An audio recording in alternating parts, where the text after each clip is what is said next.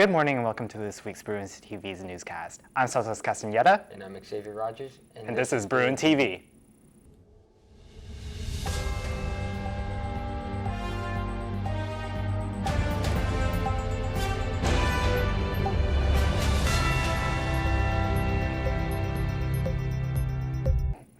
Getting accepted into college is half the battle, but what are some steps we can take once we get into college? Applying to college can be stressful enough, but what should you do once you actually get into college? Most important thing is to check your emails.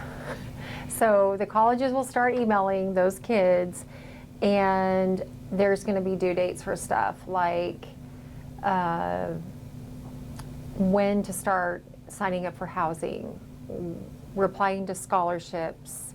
They're going to expect a communication, and there's been kids that lose scholarships, that don't get into housing because they just weren't paying attention. And so this thing that we're doing every Monday during advisory is good practice for that. And so those should be personal emails you're getting college information from. So I would say for sure, as you're in that application process, make sure you're checking your emails. What should I do if I'm struggling financially? We have created a module in Canvas, and we're getting some help too from students, and we're putting all these scholarships. My suggestion for everyone is to be working on one or two of those at a time and get those in. And then January is when our local scholarships will come out, and you need to be checking those, and we'll have more information, but those will be coming out around then. But what if I'm moving away and need a place to stay for college? You should be getting housing updates from the college that you've applied to. And there's on-campus, every college is different, what the requirement is. It could be that you have to be in the dorm, or you have to do, ABC. If it's more lenient and you can get an apartment, a lot of colleges will match kids up with similar interests, like complexes, where they'll put kids together in an apartment that have similar interests, potentially that they can make friends with. But the hard part about housing is it's going to really vary from college to college. And so it's a matter of, again, paying attention and figuring that out. Make sure you check your emails, apply to any scholarship that you can, and be sure to check your housing requirements of the college that you're going to attend. I'm Santos Castaneda, BruinTV. BHS has many students, and with many students, there's many stories. For this week's Student Spotlight, Maitland Waller meets with Sia Joshi. For those who don't know, Sia is a foreign exchange student from India. She helps give us some insight into the cultural differences in school. I recently had a chance to talk to a senior here at BHS about her experience in public school here in America versus her experience at schools in India. Here's Sia Joshi. Over here, teachers are very helpful. They help you with all of your assignments, and they also help you with your homework and projects and stuff. But in India, it's like in most of the cases, you do have to help yourself out, because there are some teachers who teach you, but they don't really help you a lot, and they expect you to help yourself out, which for me is kind of hard because I do need help on my assignments and on my homework too. There are a lot of teachers who didn't really help me, and it will be so difficult for me to learn something. You have teachers that helps you with everything, so that's kind of cool, because in India it's like you don't get enough help, but over here the teachers, they do respect you, they help you, and they're very kind. But in India you didn't really had that much, like they didn't really used to give you extra time to do your homework, so it was a little bit difficult to understand stuff and to submit your homework in time, because they didn't really used to give you extra time to do your homework. So yeah. In India, the education isn't free like public schools here in the United States. We do have donations. So in my school, we used to donate money for people who generally cannot afford to go to school, because I knew that there were a lot of people who had a hard time on educating themselves, mainly because they didn't have enough money. So there were some schools, and again, like in school, it was like there were schools that were expensive, but there were some schools that were cheap. So some people who cannot afford that much of expense, then they will go to those schools. But we will do donations, so we will donate money for those people, so that's why they can be more educated. And I know that there are also a lot of tuitions. They cost a lot of money, so there were also donations for the tuitions too, so that was kind of good. But if someone doesn't have enough money to pay for the tuitions, then they will have to go to like a cheaper school or to like go to like a cheaper tuition, and we will donate money to them. So yeah. Classrooms here have a legal capacity of 30 students to a teacher, but in India, that's not the case.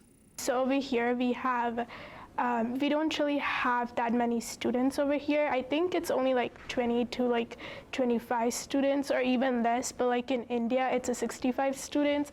And so you don't really have enough space because obviously there are a lot of students in a class. So it is kind of difficult to have like more space and to put all your stuff in. So you have to adjust yourself and you have to like manage everything because obviously there are not a lot of space in a whole class that is like filled with 65 students, and sometimes you will have to sit with 2 people in like a bench.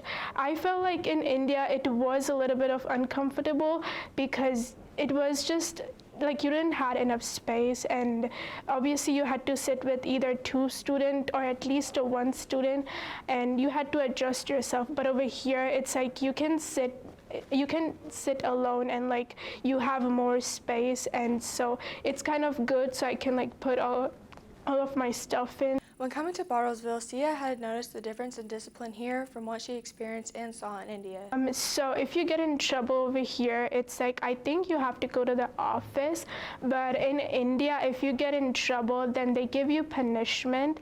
So that is a little bit difficult because like in India it's like if you don't do your homework then you get hit by a ruler, but over here if you don't get your homework done, or maybe if you submit your homework late, then I think some teachers, they will just take off the point. Sometimes it won't be your fault, but you still have to go to the principal and they will punish you. Sometimes they will suspend you from school. But over here, if you get in trouble, you don't have to obviously you do have to go to the office, but they don't give you like punishment or anything like that. And it's so cool because like in India, sometimes they will hit you if it's your fault, but over here they don't hit you. So for me that's kind of easy and that's good. Just remember to appreciate your teachers in the school system here because it could be a lot worse. I'm Maitland Waller and this is BruinTV. It has been 2 years since the new Ag building was announced. Cooper Burnett gives us an update on when we can expect it. We've all seen the new building that's being built just outside of the school, but what is it and what will it be used for?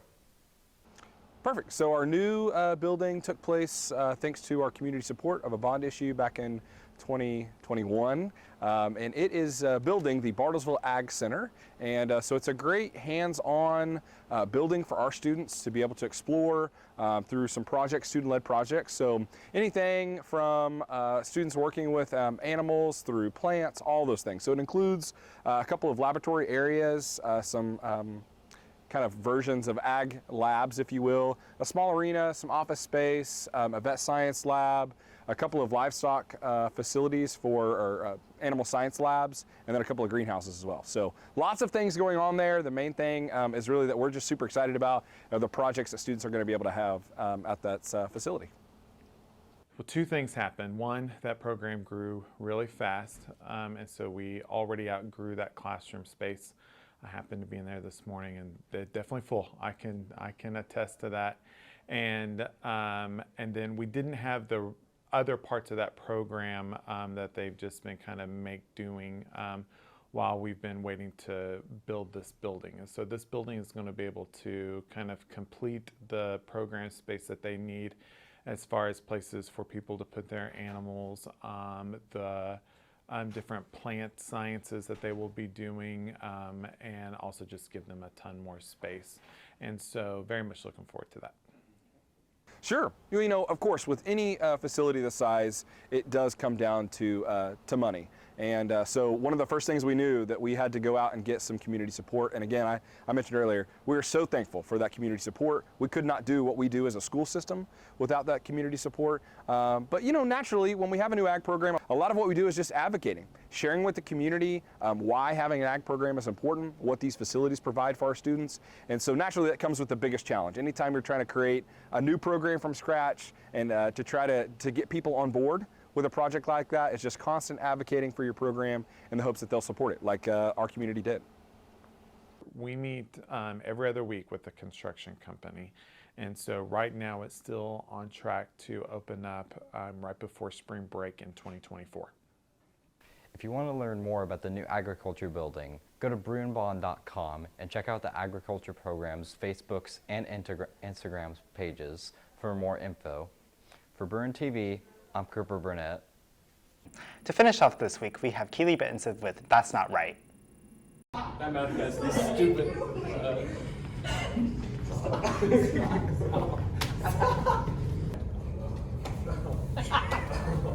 Get these clothes up. This is not what right looks like. That's actually pretty gross.